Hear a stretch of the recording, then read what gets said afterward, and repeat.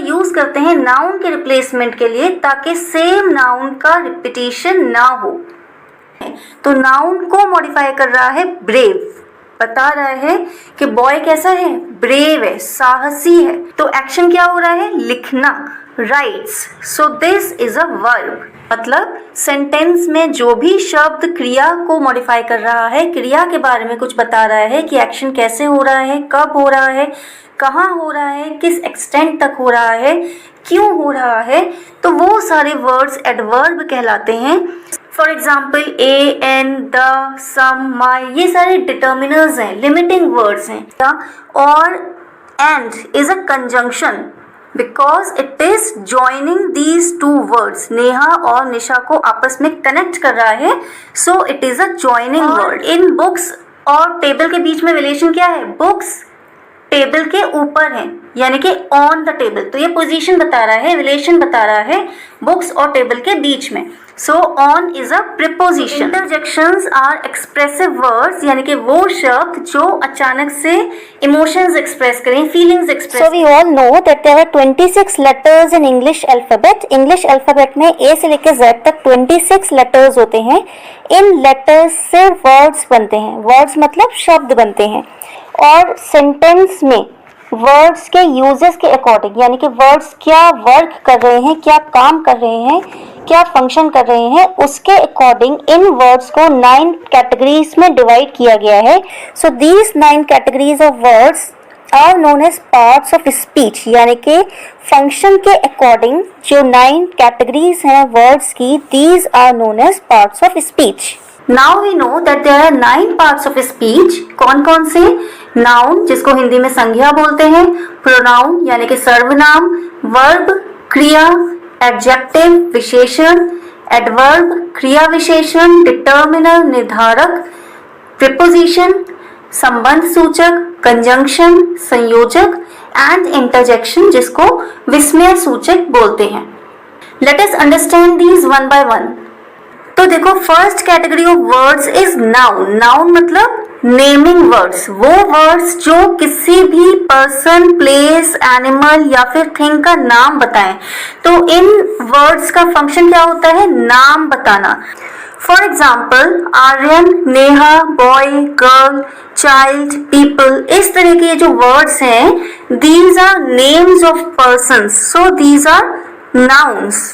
इसी तरीके से इंडिया, ताजमहल, गंगा, मार्केट, ये सारे वर्ड्स किसी जगह का नाम बता रहे हैं, so these are nouns. Animals जैसे डॉग, कैट, फिश, ये सारे वर्ड्स एनिमल्स को रिप्रेजेंट कर रहे हैं, so these are nouns, naming words.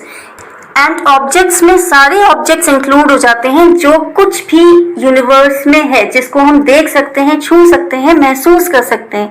तो वो सारे ऑब्जेक्ट्स, उनके जो नाम हैं, चाहे वो ऑब्जेक्ट्स जिनको हम 5 सेंसेस से परसीव कर सकें वो ऑब्जेक्ट्स, और जो ऑब्जेक्ट्स जिनको हम 5 सेंसेस से परसीव नहीं कर सकते, मतलब हम उन्हें देख नहीं सकते, छू नहीं सकते, सिर्फ हम फील कर सकते हैं, तो वो सारे ऑब्जेक्ट्स में इंक्लूड हो जाते हैं और उनके नाम को नाउन कहा जाता है।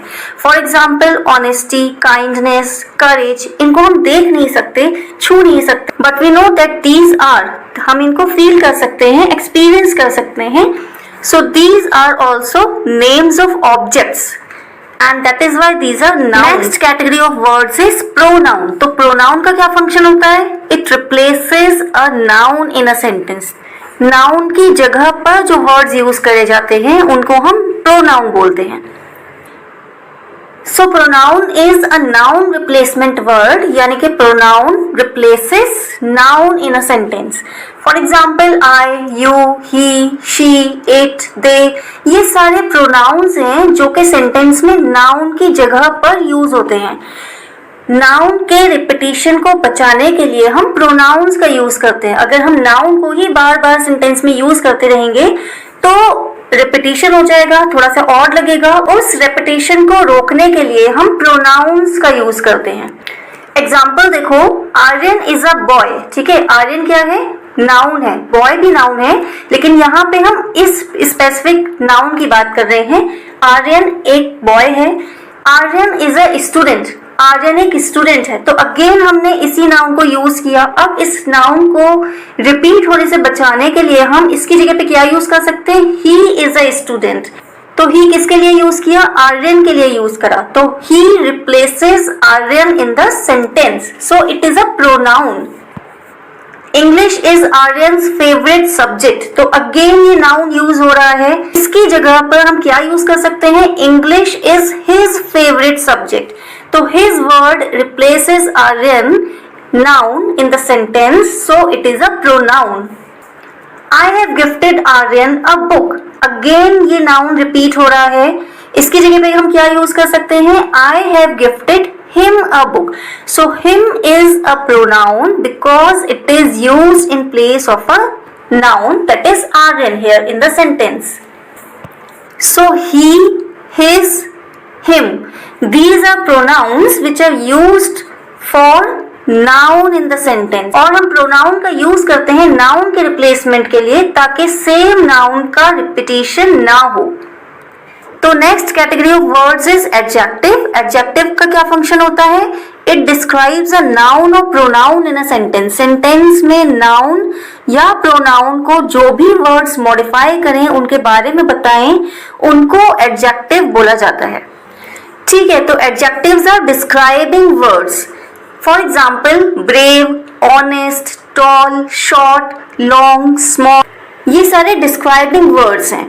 For example he is a brave boy, कैसा बॉय है, ब्रेव बॉय, तो this brave word is describing the word boy in this sentence, यानी कि इस बॉय, बॉय क्या है, नाउन है, तो नाउन को मॉडिफाई कर रहा है ब्रेव, बता रहा है कि बॉय कैसा है, ब्रेव है, साहसी है, तो this brave is an adjective. I have old books, मेरे पास पुरानी किताबें हैं। बुक्स क्या है, नाउन है, अब कैसी किताबें हैं, ओल्ड है, पुरानी है, so this word old is modifying the noun books in the sentence, so it is an adjective. Books की क्वालिटी बता रहा है, बुक्स कैसी हैं, पुरानी है। Next is verb. वर्ब का क्या फंक्शन होता है, इट एक्सप्रेसेस एन एक्शन और स्टेट ऑफ बीइंग, यानी कि सेंटेंस में जो भी शब्द एक्शन बताए, क्या काम हो रहा है, तो वो वर्ब होता है। वर्ब क्या होते हैं, एक्शन वर्ड्स जो बताएं क्या एक्शन हो रहा है। फॉर एग्जाम्पल राइट यानी कि लिखना, ईट खाना, गो जाना, इज, एम, आर, ये सारे एक्शन वर्ड्स हैं जो बता रहे हैं क्या एक्शन हो रहा है, क्या काम हो रहा है, या फिर स्टेट ऑफ बीइंग को रिप्रेजेंट कर रहे हैं। That is why these are verbs. For example she writes poems, मतलब वह कविताएं लिखती है, तो एक्शन क्या हो रहा है, लिखना, rights, so this is a verb. Rahul is eating an Apple, मतलब राहुल एक एप्पल खा रहा है, तो एक्शन क्या हो रहा है, इज ईटिंग, खा रहा है, so it is a verb, क्योंकि ये एक्शन बता रहा है क्या काम हो रहा है, इज ईटिंग, खा रहा है। यहाँ पे इज ईटिंग, यहाँ पे टू वर्ब्स हैं, ईटिंग मेन वर्ब है और इज ऑक्सिलरी वर्ब है, हेल्पिंग वर्ब है, लेकिन दोनों मिलके एक्शन को रिप्रेजेंट कर रहे हैं, that is why these are verbs. Next is adverb. Adverb का मतलब होता है क्रिया विशेषण। क्रिया विशेषण यानी कि क्रिया की विशेषता बताने वाला वर्ड एडवर्ब कहलाता है। मतलब सेंटेंस में जो भी शब्द क्रिया को मॉडिफाई कर रहा है, क्रिया के बारे में कुछ बता रहा है कि एक्शन कैसे हो रहा है, कब हो रहा है, कहाँ हो रहा है, किस एक्सटेंट तक हो रहा है, क्यों हो रहा है, तो वो सारे वर्ड्स एडवर्ब कहलाते हैं। या फिर एडजेक्टिव या दूसरे एडवर्ब, ये वर्ब नहीं है, यहाँ पे एडवर्ब है, तो जो भी शब्द दूसरे एडवर्ब्स को या फिर एडजेक्टिव की विशेषता बताएं वो भी एडवर्ब कहलाते हैं। सो एडवर्ब्स आर डिस्क्राइबिंग वर्ड्स जो कि एडवर्ब या फिर वर्ब या फिर एडजेक्टिव को मॉडिफाई करते हैं, उनके बारे में बताते हैं कि एक्शन कैसे, कब, कहाँ, क्यों, किस एक्सटेंट तक हो रहा है। फॉर एग्जाम्पल क्विकली, जल्दी, ब्रेवली, स्लोली, वेरी सून, इस तरह के जो वर्ड्स हैं ये एडवर्ब हैं। एंड एडवर्ब्स की खासियत है कि ज्यादातर इनके लास्ट में ly लगा होता है, जैसे quickly, bravely. For example he solve the sum quickly, मतलब उसने सम को बहुत जल्दी हल कर लिया, तो एक्शन क्या हुआ, सॉल्व्ड, हल करना। और क्विकली, कैसे किया उसने, क्विकली किया, जल्दी से कर लिया, तो quickly word is modifying the verb of the sentence, so it is an adverb, क्योंकि ये बता रहा है कि एक्शन यानी कि सॉल्व कैसे हुआ, क्विकली हुआ। शी रैन वेरी फास्ट, वह बहुत तेज भागी थी, एक्शन क्या हो रहा है, रैन, भागना, भागी थी, कैसे भागी थी, वेरी फास्ट, बहुत तेज भागी थी। अगर वेरी नहीं होता, शी रैन फास्ट, कैसे भागी थी, फास्ट भागी थी, तो फास्ट क्या है, एडवर्ब है, because it is showing how the action is being done, कैसे भागी, फास्ट भागी, तो फास्ट एडवर्ब हो गया। Now, what is very in the sentence? Very is also an adverb because it is modifying another adverb in the sentence. Fast adverb है और very is modifying the adverb fast. Next है determiner. Determiner वो शब्द होते हैं जो sentence में noun का number या फिर उसकी limit बताएं कि कितने हैं, कौन से हैं। So determiner is a limiting word in the sentence. इसका फंक्शन होता है सेंटेंस में जो भी नाउन है उसकी लिमिट बताना, उसका नंबर बताना, उसके बारे में बताना। For example a, an, the, some, my, ये सारे डिटर्मिनर्स हैं, लिमिटिंग वर्ड्स हैं। For example she is eating an apple, वह एक एप्पल खा रही है। So apple is the noun और नाउन की लिमिट कौन सा वर्ड बता रहा है, एन, एक, एन का मतलब है वन। तो n is a determiner because it tells the limit of this noun apple. Actually n is an article also, तो determiner का ही part होते हैं articles. Next है this book is mine, यह किताब मेरी है। अब book noun है and this is a determiner. It draws our attention to this book, कि which book, this book, यानी कि किसी स्पेसिफिक बुक पर अटेंशन क्रिएट कर रहा है दिस डिटर्मिनर। तो डिटर्मिनर यहाँ पे डिमॉन्स्ट्रेशन शो कर रहा है, it is a demonstrative adjective also which is used as a determiner. So the next part of speech is conjunction. Conjunction का क्या फंक्शन होता है सेंटेंस में, it joins words, phrases, clauses और सेंटेंसेस, यानी कि सेंटेंस में शब्दों को या फिर फ्रेजेस को या फिर क्लॉजेस को या फिर दो सेंटेंसेस को आपस में जोड़ने का काम कंजंक्शन करता है। So conjunction is a linking word, it is a joining word. For example and, but, और, बिकॉज, ये सारे कंजंक्शंस हैं क्योंकि ये सेंटेंसेस में वर्ड्स को, फ्रेजेस को, क्लॉजेस को या दो सेंटेंसेस को आपस में जोड़ते हैं। For example Nisha and Neha are sisters, तो निशा एक वर्ड हो गया, नेहा दूसरा वर्ड हो गया, और and is a conjunction because it is joining these two words, Neha और निशा को आपस में कनेक्ट कर रहा है, so it is a joining word. Next example देखो, I ran fast but missed the train, तो यहाँ पे टू क्लॉजेज हैं, आई रैन फास्ट, मैं तेज भागा था, but missed the train, train miss कर दी।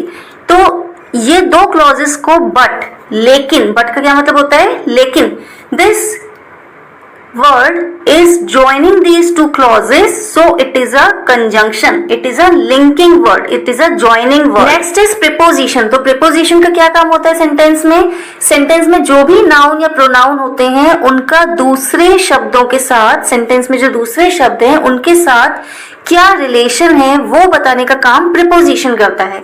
तो preposition shows relations in the sentence. So preposition is a relation telling word क्योंकि ये रिलेशन बताता है सेंटेंस में नाउन और प्रोनाउन का दूसरे शब्दों के साथ। For example in, on, under, into, at, ये सारे prepositions हैं जो कि रिलेशन बताने के लिए यूज किए जाते हैं।